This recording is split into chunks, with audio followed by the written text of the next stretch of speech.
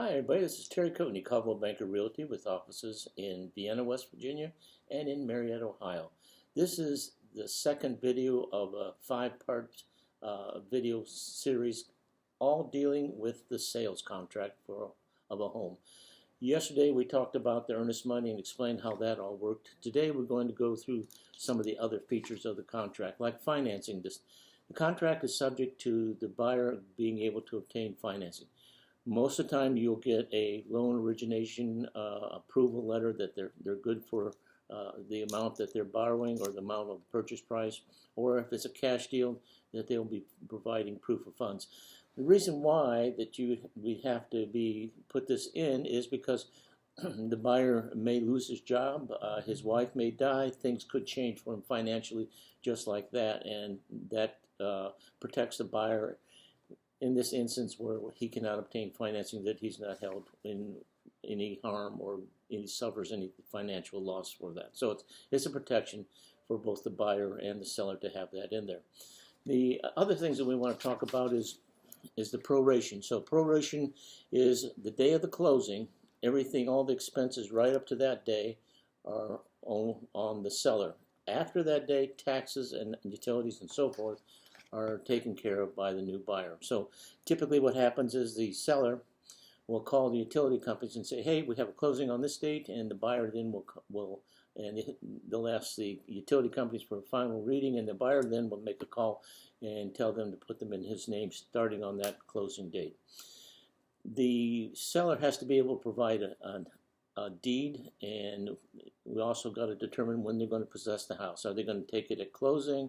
Does the seller have some time? So all that's got to be put down on paper so that everybody, buyer and seller, are in harmony as to when the property will actually transfer and they'll begin to have occupancy. Now, what if there's some kind of damage? Well, if there's some kind of damage to the house while this is under contract, the contract actually spells out what can happen. If it's over 10% of the sale price, the buyer can walk away, or he can have the seller fix the property per the insurance, or he could have the insurance adjustment figure given to him and he can take care of the repairs. So again, buyer and seller are protected.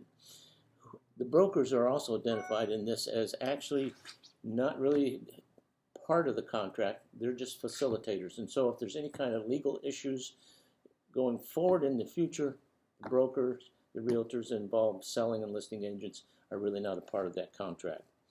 Now, also then there's a part where the seller and buyer are both going to put initial and give approval for any kind of concessions or whatever maybe happen could be reported in the MLS. Sale price and closing, that has to be reported, but there's some other things that are confidential that some people may not want others to know exactly what happened. Then there's a check of the appraisal. If the box is checked yes, then if the property is appraised below the sale price, then the seller and buyer both have options. The buyer can walk away, he can ask the seller to lower his price, and so forth. So again, both are approved. Now, on the next one, we'll talk about the contingencies that are regarding about the home inspection, which is a very, very important part of the whole process. So if you've got any questions about the contract or what we've talked about, don't hesitate to give me a call. Hope you have a great day, and we'll talk to you soon.